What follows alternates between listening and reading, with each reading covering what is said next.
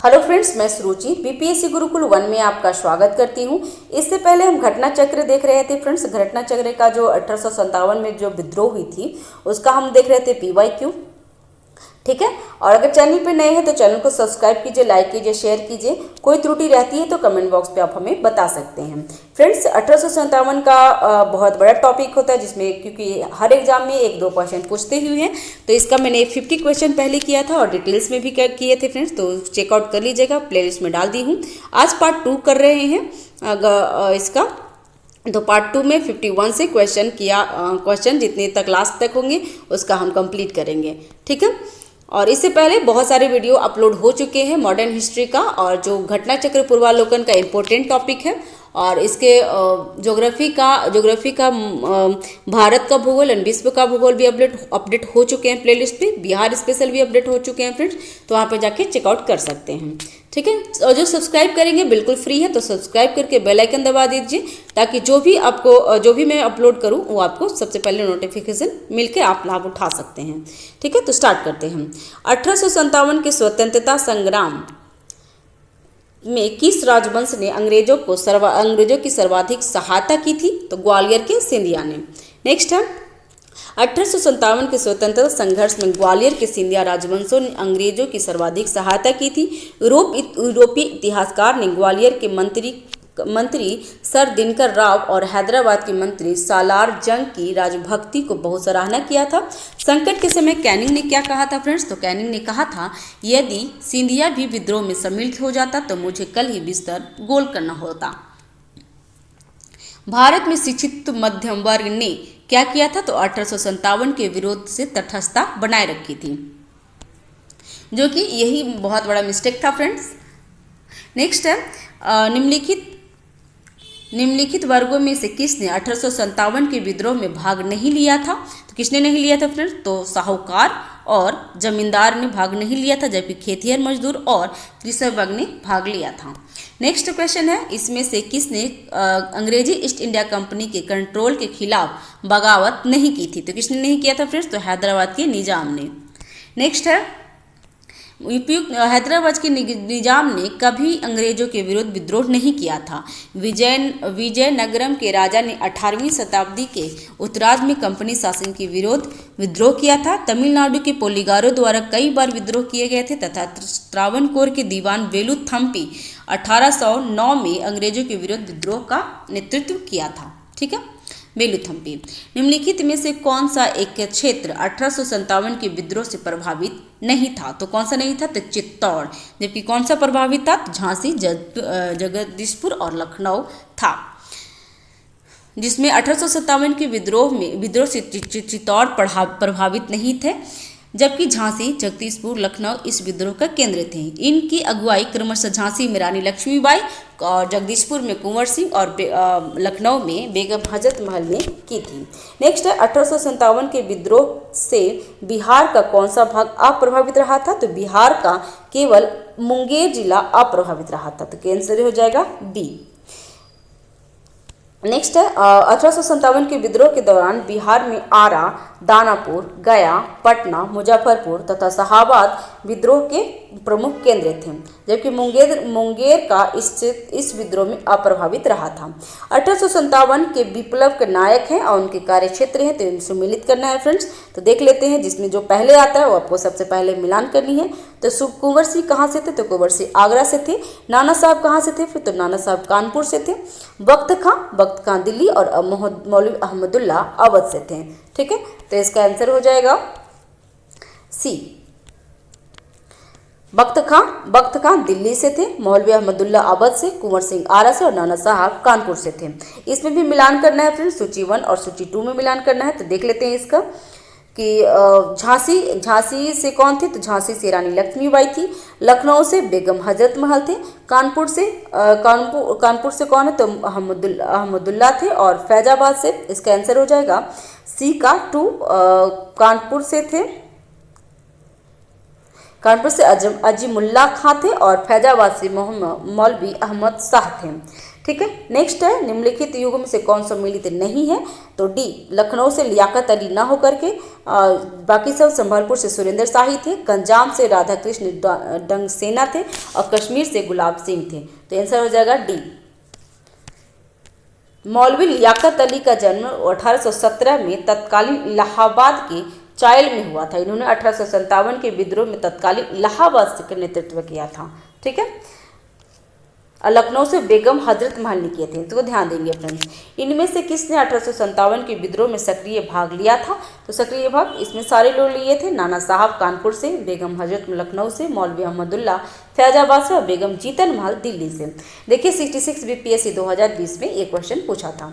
Next है, निम्नलिखित इसमें भी मिलान करना है फ्रेंड्स। तो क्रांतिकारियों के नाम और स्थान है। तो नाना साहब कहाँ से थे? तो नाना साहब कानपुर से थे। और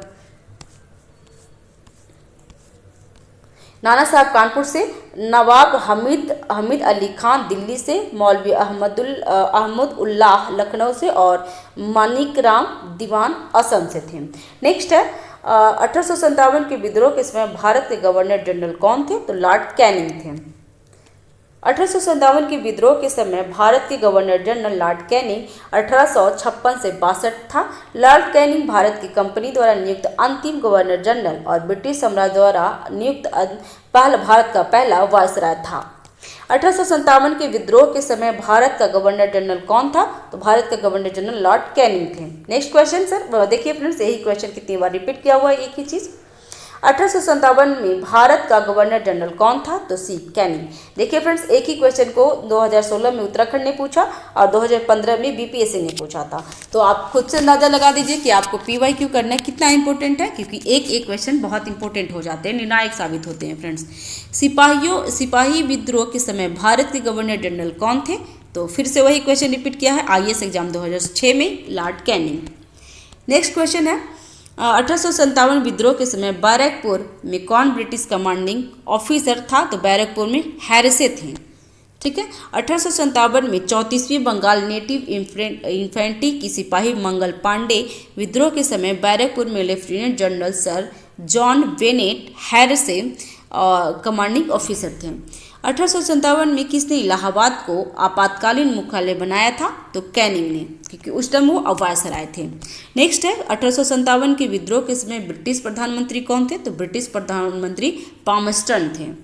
जिस समय भारत में 1857 की क्रांति हुई थी, ब्रिटेन में विस्कॉन्ट पामस्टन ब्रिटेन का प्रधानमंत्री था। उसका कार्यकाल 1855 से 58 तथा 59 से 65 तक था। निम्नलिखित में से किसका नाम 1857 के विद्रोह से नहीं जुड़ा था? तो उपयुक्त में कौन से नहीं जुड़ा था? तो colonel Sinclair, lieutenant colonel Gibbs और कर्नल बैलेस। तो उपयुक्त में से सभी। तो इसमें किसी को भी 1857 के विद्रोह में नाम नहीं जुड़ा था। 1857 का विद्रोह का मुख्यतः किस कारण से असफल रहा था? तो किसके कारण से असफल रहा था फ्रेंड्स? तो किसी समान योजना और केंद्रीय संगठन की कमी के कारण। तो आंसर बी हो जाएगी। नेक्स्ट है, 1857 का प्रथम स्वतंत्रता संग्राम असफल हुआ क्योंकि क्या हुआ? तो भारतीय सिपाहियों में उद्देश्य की एकता की कमी थी। प्रायः भारतीय राजाओं ने ब्रिटिश सरकार का साथ दिया था और ब्रिटिश सिपाही कहीं अच्छे सज्जित और तथा संगठित थे। उपयुक्त में से क्या हो गए? डी आंसर हो जाएंगे। ठीक है। नेक्स्ट है, अंग्रेज राजपूत राज्यों में 1857 के विद्रोह को दबाने में सफल रहे क्योंकि क्या हुआ था? तो स्थानीय शासकों ने क्रांतिकारियों का साथ नहीं दिया था। नेक्स्ट है, निम्नलिखित में से किस ब्रिटिश अधिकारियों ने लखनऊ में अपना जीवन खोया था? तो लखनऊ में 2, 3 और 4, जिसमें जनरल नील, मेजर हैवलॉक और सर हेनरी लॉरेंस तीनों ने किया था। जबकि निकलसन कहाँ किए थे? तो निकलसन दिल्ली में मरे थे फ्रेंड्स। ठीक है। 14 सितंबर 1857 को अंग्रेज द्वारा दिल्ली पर अधिकार करने के क्रम में जनरल जॉन निकलसन घायल हुए थे और 23 सितंबर 1857 को उनकी मृत्यु हो गई थी। तो जनरल जॉन निकलसन की मृत्यु कब हुई थी, कहाँ हुई थी? तो दिल्ली में फ्रेंड्स। और 1857 के विद्रोह, लखनऊ में 1857 के विद्रोह के दौरान अंग्रेजी रेसिडेंट रक्षा करते हुए sir Henry Lawrence, major general Havelock और जनरल लिन की मृत्यु हो गई थी। 1857 कथन यहाँ पे है फ्रेंड्स और कारण है। तो 1857 में प्रथम स्वतंत्रता संग्राम ब्रिटिश सरकार से स्वतंत्रता प्राप्त करने में असफल रहा। ठीक है, बहादुर शाह जफर के नेतृत्व को जन सहयोग नहीं मिला और अधिकांश महत्वपूर्ण रियायतों में शासक उनका साथ देने से कतरा गए थे। तो दोनों सही है, ए और आर, क और का दोनों सही है और का ए का सही स्पष्टीकरण कर रहा है। ठीक है, यद्यपि 1857 की प्रथम स्वतंत्रता संग्राम में असफल होने के कई कारण थे, परंतु इसमें सार्वजनिक महत्वपूर्ण कारण अधिकांश प्रमुख रियायतों के शासक द्वारा अंग्रेजों का समर्थन रहा था। नेक्स्ट क्वेश्चन है फ्रेंड्स, निम्नलिखित में से किसने 1857 के विद्रोह को एक षड्यंत्र की संज्ञा दी थी? तो सर जेम्स ऑर्डरम और डब्ल्यू टेलर ने। ऑर्डरम और टेलर ने क्या कहा था कि षड्यंत्र है। उसने सर जेम्स ऑर्डरम और डब्ल्यू टेलर ने 1857 के विद्रोह को हिंदू मुस्लिम षड्यंत्र का परिणाम बताया था। ऑर्डरम का विचार था कि यह मुस्लिम षड्यंत्र था जिसमें हिंदू शिकायतों का लाभ उठाया गया।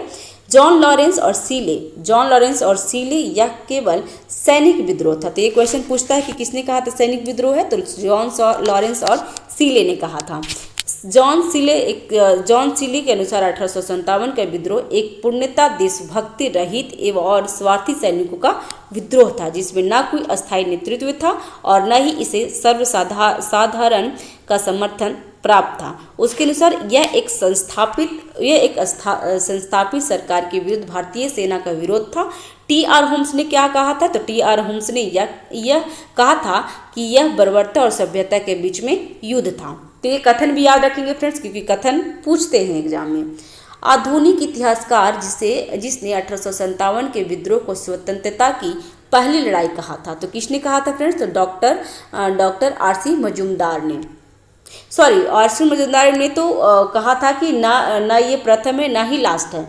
इसने किसने कहा था कि आधुनिक इतिहासकार जिसने 1857 के विद्रोह को स्वतंत्रता की पहली लड़ाई कहा था, तो वी.डी. सावरकर ने कहा था। ठीक है, नेक्स्ट है 1857 संग्राम के प्रथम स्वतंत्रता संग्राम का नाम किसने दिया था?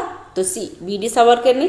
देखिए फ्रेंड्स, एमपीपीसीएस 2018 में पूछा है और वही 2015 में पूछा है यूपीपीसीएस मेंस में। तो ये क्वेश्चन कितना इंपॉर्टेंट है। 1857 के विद्रोह को किसके द्वारा प्रथम भारतीय स्वतंत्रता संग्राम के रूप में वर्णित किया गया है? तो वी.डी. सावरकर द्वारा। देखिए 67 बीपीएससी 2021 में पूछा हुआ है जिसमें मेरा प्री मेंस और सारे कुछ हो चुके हैं। नेक्स्ट है भारतीय स्वतंत्रता आंदोलन का सरकारी इतिहासकार था, तो कौन था? तो एस.एन. सेन। 1857 के भारतीय स्वाधीनता आंदोलन के सरकारी इतिहासकार सुरेंद्र नाथ सेन एस.एन. सेन थे जिनकी पुस्तक 1957 में प्रकाशित हुई थी। भारतीय भाषा में 1857 के विप्लव के कारणों पर लिखने वाला प्रथम भारतीय थे, कौन थे? तो सर सैयद अहमद खां द्वारा लिखित पुस्तक असबाब ए बगावत ए हिंद 1859 में प्रकाशित हुई थी, जो 1857 के विद्रोह के कारणों की चर्चा की गई थी। तथा कथित प्रथम राष्ट्रीय स्वतंत्रता संग्राम न प्रथम न राष्ट्रीय और न ही स्वतंत्रता संग्राम था। यह कथन किससे संबंधित है? तो ये आर.सी. मजूमदार से संबंधित है। ठीक है फ्रेंड्स, आर.सी. मजूमदार ने अपनी पुस्तक the sepoy mutiny and the revolt of 1857 को स्वतंत्र रूप से 1957 में प्रकाशित किया था। मजूमदार ने 1857 के विद्रोह को तथाकथित प्रथम राष्ट्रीय स्वतंत्रता संग्राम न प्रथम था न राष्ट्रीय और न ही स्वतंत्रता संग्राम था, तो इसने कहा था। फ्रेंड्स, एग्जाम में ध्यान रखेंगे कि कथन और कारण से भी बहुत बार पूछता है क्वेश्चन। ज़्यादातर ये आजकल जितने भी एग्जाम में पूछ रहे हैं तो इस तरीके से क्वेश्चन पूछे जा रहे हैं। नेक्स्ट है किसने लिखा था इस निर्णय से इनकार करना कठिन है कि तथाकथित 1857 का प्रथम राष्ट्रीय स्वतंत्रता संग्राम न तो प्रथम न राष्ट्रीय और न ही स्वतंत्रता संग्राम था।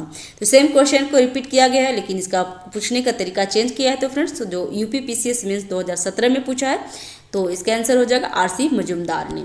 नेक्स्ट क्वेश्चन है किस भारतीय प्रख्यात इतिहासकार ने 1857 की क्रांति को क्रांति नहीं माना था? तो आरसी मजूमदार ने। ठीक है, नेक्स्ट हो जाएगा 19वीं शताब्दी के मध्य में भारतीय राष्ट्रीय भ्रूणावस्था में थी।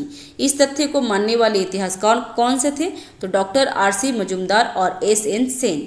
तो आंसर हो जाएगा ए। डॉक्टर आरसी मजूमदार और डॉक्टर एस.एन. सेन ने इतिहासकार 19वीं शताब्दी के मध्य में भारतीय राष्ट्रवाद को भ्रूण अवस्था मानते थे। नेक्स्ट है क्वेश्चन 1857 की क्रांति के बारे में निम्नलिखित में से कौन सी एक अवधारणा सही है? तो कौन सी अवधारणा सही है फ्रेंड्स? तो देख लेते हैं। इसने भारत में ईस्ट इंडिया कंपनी की शासन प्रणाली को मृतप्राय बना दिया था। 1857 की क्रांति के परिणाम स्वरूप भारतीय शासन की बागडोर कंपनी के हाथों से निकलकर ब्रिटिश क्राउन के हाथ में चली गई थी। इसकी शासन प्रणाली में आमूलचूल परिवर्तन किया गया था। नेक्स्ट है, महारानी विक्टोरिया ने भारतीय प्रशासन को ब्रिटिश ताज के नियंत्रण में लेने की घोषणा कब की थी? तो 1 नवंबर 1858 को। 1857 की क्रांति के दमन के पश्चात 1 नवंबर 18 ध्यान रखेंगे, डेट याद रखेंगे फ्रेंड्स। 1 नवंबर 1858 को महारानी विक्टोरिया ने भारतीय प्रशासन को ब्रिटिश ताज के नियंत्रण में लेने की घोषणा कर दी थी। इस घोषणा के बाद भारत में कंपनी के शासन को समाप्त कर भारत को सीधे ब्रिटिश क्राउन के अधीन कर दिया गया। एक भारत मंत्री या सचिव तथा 15 सदस्य वाली इंडियन काउंसिल की स्थापना की गई थी और तत्कालीन गवर्नर जनरल लॉर्ड कैनिंग को ही भारत का प्रथम वायसराय बना दिया गया था। ठीक है फ्रेंड्स, नेक्स्ट है, सम्राज्ञी विक्टोरिया ने 1858 की घोषणा में भारतीयों को बहुत सी चीज़ें दिए जाने का आश्वासन दिया था। निम्न आश्वासनों में से कौन सा ब्रिटिश शासन ने पूरा किया था? तो इसमें सिर्फ रियायतों को हड़पने की नीति समाप्त कर दी थी, सिर्फ यही पूरा किया था। ठीक है, और देख लेते हैं डिस्क्रिप्शन में। 1857 के विद्रोह का सबसे महत्वपूर्ण परिणाम महारानी विक्टोरिया का उद्घोषणा थी। यह उद्घोषणा कब हुई थी? तो 1 नवंबर 1858 को कहाँ हुई थी? तो इलाहाबाद में हुए दरबार में लॉर्ड कैनिंग। ये सभी क्वेश्चन बने हुए हैं फ्रेंड, जो आपको पार्ट 1 में आपको सारे कुछ मिल जाएंगे डिस्क्रिप्शन के साथ। उद्घोषित की गई थी और इसमें और सबसे पहले वो पार्ट 1 देखेंगे फ्रेंड्स, उसके बाद पार्ट 2 देखेंगे तो आपको दोनों कॉन्सेप्ट क्लियर हो जाएंगे। इसने भारत में कंपनी के शासन को समाप्त कर भारत का शासन सीधे क्राउन के अधीन कर दिया था। इस उद्घोषणा में भारत ने ब्रिटिश साम्राज्य के विस्तार पर रोक लगा दिया था। लोगों की धार्मिक मामलों में हस्तक्षेप न करना, एक सम्मान की कानून सुरक्षा सबको उपलब्ध कराना शामिल था। भारतीय राजवाड़ों के प्रति विजय और विलय की नीति को परित्याग कर दिया गया था और सरकार ने राजाओं को गोद लेने की अनुमति प्रदान की थी। तथापि सारे क्वेश्चन सब पूरा नहीं किया था, लेकिन एक क्वेश्चन पूरा कर दिया था। क्या? तो रियायतों को हड़पने की नीति को समाप्त कर दी जाएगी, तो ये पूरा कर दिया था। नेक्स्ट है, महारानी विक्टोरिया की उद्घोषणा 1858 का उद्देश्य क्या था? तो इस देख लेते हैं इसके आंसर। तो इसके आंसर हो जाएंगे केवल 1 और 2, भारतीय राज्यों को ब्रिटिश साम्राज्य में मिलाने की किसी भी विचार को परित्याग करना, और दूसरा था भारतीय प्रशासन को ब्रिटिश क्राउन के अंतर्गत रखना। तो आंसर हो जाएगा ए। नेक्स्ट क्वेश्चन है, निम्नलिखित में से कौन सा आयोग 1857 के विद्रोह के दमन के बाद भारतीय फौज के नव संगठन के लिए संबंधित थे? तो ये थे पील आयोग। 1857 के विद्रोह के दमन के बाद ब्रिटिश सरकार ने भारतीय फौजों के नव गठन के लिए जुलाई 1858 में मेजर जनरल जोनाथन पील की अध्यक्षता में एक रॉयल कमीशन पील आयोग का गठन किया था, जिसके द्वारा सेना के रेजिमेंटों की जाति, समुदाय, धर्म के आधार पर विभाजित किया गया। यूरोपीय सैनिकों की संख्या कितनी थी? जो 1857 में से पूर्व 45,000 थी और जो अब 65,000 कर दिया गया, और भारतीय सैनिकों की संख्या 2,38,000 से घटाकर 1,40,000 कर दी थी। बंगाल में यूरोपीय सैनिकों की भारतीय सैनिकों से कितनी थी? तो 1:2 अनुपात रखा गया था, जबकि मद्रास में और तथा बम्बई में 1:2 रखा गया था। 1857 के विद्रोह के बाद ब्रिटिश सरकार ने सिपाहियों को इन प्रांतों से चयन किया था। तो कौन से प्रांतों से फ्रेंड्स? तो सी गोरखा, सिख और पंजाबी उत्तर प्रांत से। ठीक है, नेक्स्ट हो जाएगा, इसका डिस्क्रिप्शन देख लेते हैं। 1857 के विद्रोह के बाद ब्रिटिश सरकार ने सिपाहियों का चयन गोरखा, सिख एवं पंजाब के उत्तर प्रांत से किया था। 1857 के विद्रोह को भड़काने में उत्तर प्रदेश एवं बिहार के सैनिकों ने महत्वपूर्ण भूमिका निभाई थी। इसलिए ब्रिटिश सरकार इन्हें संदेह की दृष्टि से देखते थे। ठीक है, विद्रोह के समय बंगाल की सेना 60% सैनिक अवध तथा उत्तरी पश्चिमी उत्तर प्रांत के थे। विद्रोह के लिए भारतीय सेना उत्तरदायी थी।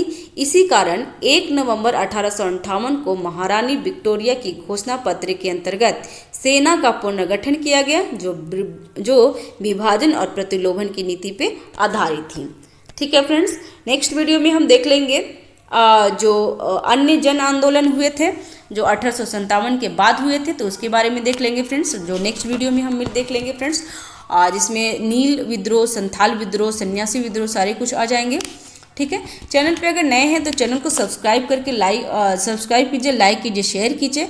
कोई त्रुटि रहती है या फिर कोई सजेशन आप मुझे देना चाहते हैं तो आप कमेंट बॉक्स पे मुझे दे सकते हैं। ठीक है फ्रेंड्स, और जो सब्सक्राइब करेंगे बिल्कुल फ्री है, तो सब्सक्राइब करके बेल आइकन दबा दीजिए, और जो भी बेल आइकन दबा दीजिएगा तो जो भी मैं अपलोड करूँगी तो वो आपको नोटिफिकेशन मिल जाएगा। Thank you for watching.